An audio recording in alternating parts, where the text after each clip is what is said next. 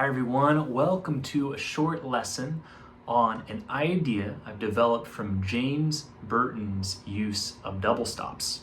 If you're interested in learning more about James Burton's guitar playing after this lesson, please consider checking out my James Burton guitar course. You can find the link to it in the description below. After studying James Burton and then studying some Albert Lee, I noticed a continuity between their playing and how they use double stops to move up and down across the fretboard to transfer to new positions. In the intro lick, I moved from an A chord A shape at the 12th fret to an A chord A shape or A chord G shape at the open and second frets.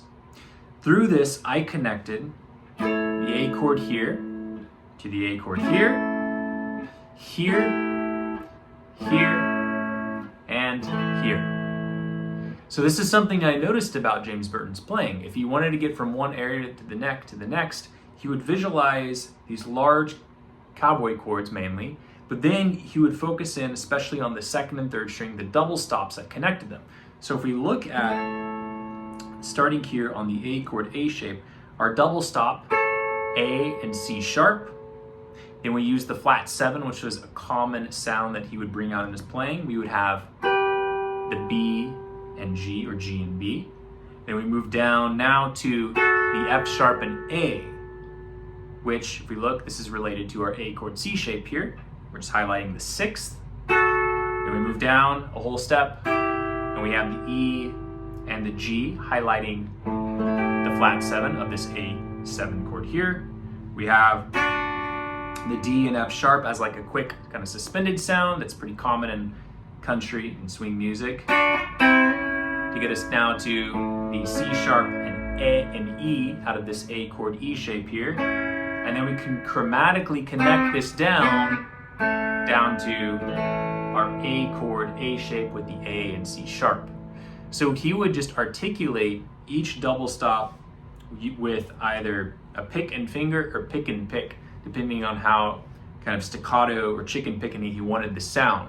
So in this example, what I did here was just play kind of a slide into, which is stylistic of his playing. You have to kind of slide in and out of these double stops to give a particular effect. So we could kind of go in from a whole step above, then down a whole step below, and slide in. Now do a whole step below. Here's those fourths we talked about. Here's the next A chord. Down to the A. So you can really milk this, you know.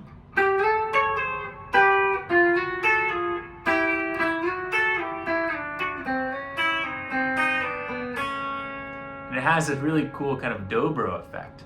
But this is really the basis for a lot of kind of the hot rod country guitar in the style of Albert Lee and Danny Gatton, where you interject those double stops in your single note playing. This is the foundation for that. So make sure that you can see where all these double stops are on the third and second string, and just work on different ways of moving downwards and approaching it with the slides, the half steps, and the whole steps. So one more time, you can kind of come down here.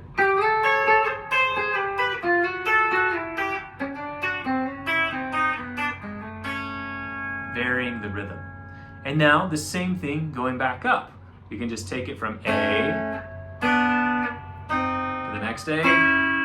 There's that D, there's the flat 7, here's the 6th, the flat 7, back up.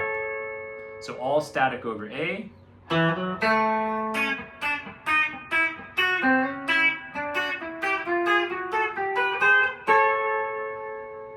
And you can also articulate it by just playing them at the same time. So you might go.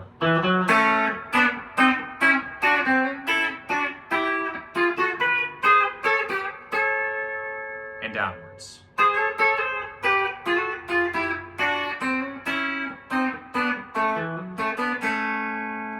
So work on this long elevator or escalator of moving between these chord shapes using the double stops. Try articulating it differently using the chicken picking sound, as well as some long tones with maybe just using your pick or the simultaneous articulation using the pick and finger or the two fingers to get more of that snappy sound. And then just work on varying the rhythm. From there, again, listen to Albert Lee and Danny Gatt, and you can see how they take this and then put the single notes in between it. And that's something maybe we can cover in a future lesson.